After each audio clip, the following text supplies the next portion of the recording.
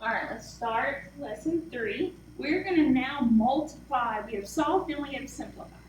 Okay? Now we're going to multiply. Okay? We're going to eventually add, subtract, multiply, and divide, but we're going to start with multiplication first. Okay? So, of course, here's your standard, your target that you can multiply. So let's do this simple problem by multiplying first and then simplifying. So when we are multiplying, we multiply straight across. Okay?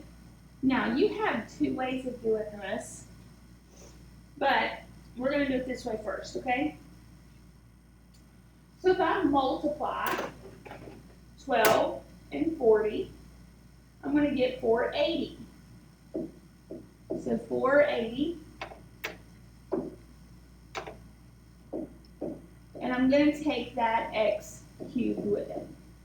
Okay? Now I'm going to multiply the bottom straight across. So when I multiply 25 and 9, I'm going to get 225. And then I'm going to take that x squared. Now we're going to factor out the common factor from the numerator and the denominator. So if I look at 480 and I look at the 225, you could actually put this in your calculator, but I'm going to get a common factor to where I get the 480 down to 32, so it's 15. So I could take out a 15, but it's going to bring it down to 32. 15 also goes in to 225, and 225 divided by 15 is 15. All right. Now I can't simplify 32 and 15 any less than that. I also look, if you think back to Unit 1, I have x cubed on top and x squared on bottom. I can actually simplify that. Remember, you subtract your exponents. So 3 minus 2 is 1. So I'm left with 32x over 15. Okay? All right. Let's see if we can factor. This is the second way. Okay? So you first, let me go back one. You can multiply straight across. Okay? And then factor out and simplify. The second way is to factor first. This one will be the easiest as they get bigger. So you can factor top and bottom and diagonal. You can never factor straight across. Okay? So let's look at this. If I look at tops and bottoms first, I have a 4 and I have a 3. They don't simplify. I have an x on top, but I don't have an x on bottom, so I'm fine there. I do have a y squared and a y. That goes back to your exponent rules. I'm going to subtract the 2 and the 1. So that's going to cancel that out. Okay? So I have 4x y over 3 left here. Let's do the other side. So I have a 2 and a 4. That will actually simplify to 1 over 2. Now again, you don't have to put that 1 there unless there's just nothing else up there. I have an x on top, there's not one on bottom, so I'm going to leave that on top. I have a y on bottom, but there's not one on top, so I'm going to leave it. Now I'm going to look diagonal. So if I look diagonal, I have a 4 and a 2. That would simplify. The 2 comes out of the 4. I also have a y. So that's going to simplify that out. Okay? Now if I look at these two, the 3 and the 1x has nothing in common, so I'm going to leave them. So I have 2x over 3 times x over 1. Multiply straight across. So 2x times x, 2x squared, 3 times 1 is 3. Now if I get to this point and I see something else I can factor out, factor it out. Okay? All right. So if I look at these, I'm going to take and do a couple of them.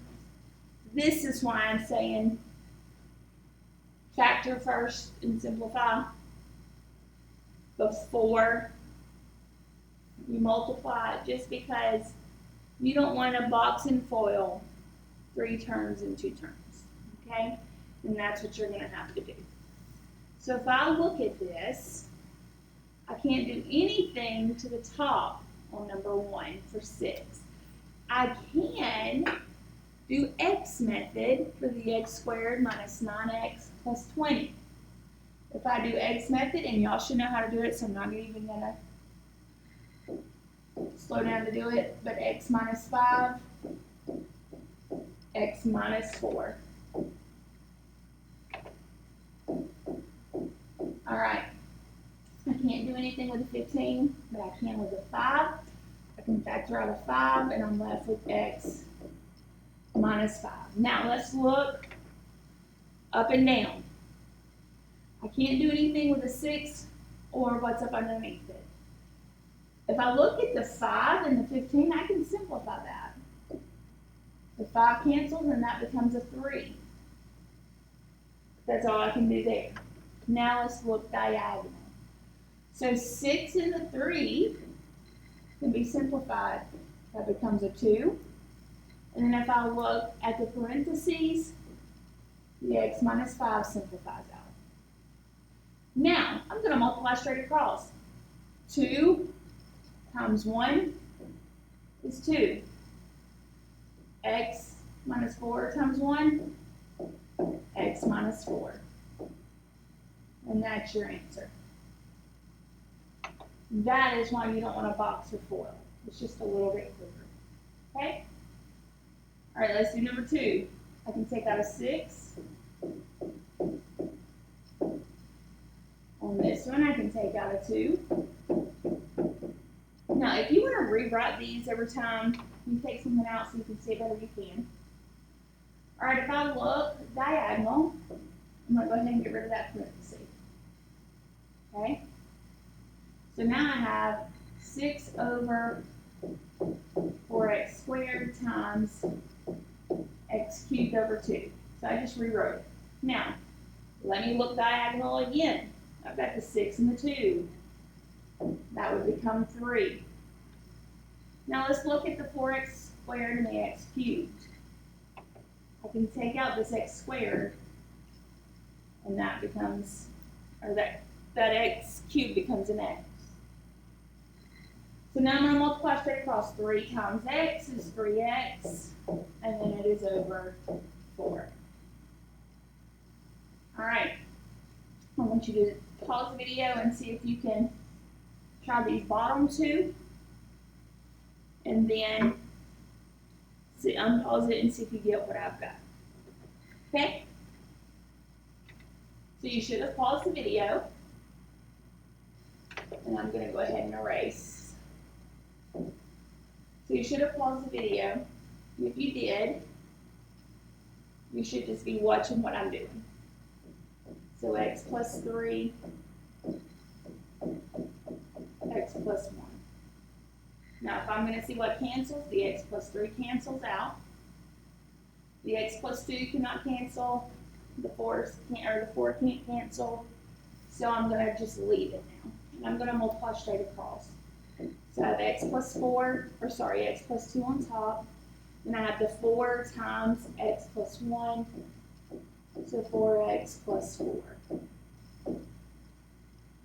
Now you may see it to where it's this way as well. And if you left it this way, it's fine. Just know that it's the same thing. One is factored, one is not. All right? All right? So I want you to, if you didn't get that answer, go back and check and see. Okay. So if I look at this one, I have a 3, x minus 7, x minus 7, x plus 1. All right. So if I look up and down, the x minus 7's cancel. If I look diagonal, the x plus 1's cancel. On the top, I'm left with 5, and on the bottom, I'm left with 3. And there you go. So, see if you've got that. Do a little bit of practice. If you have any questions, feel free to let me know.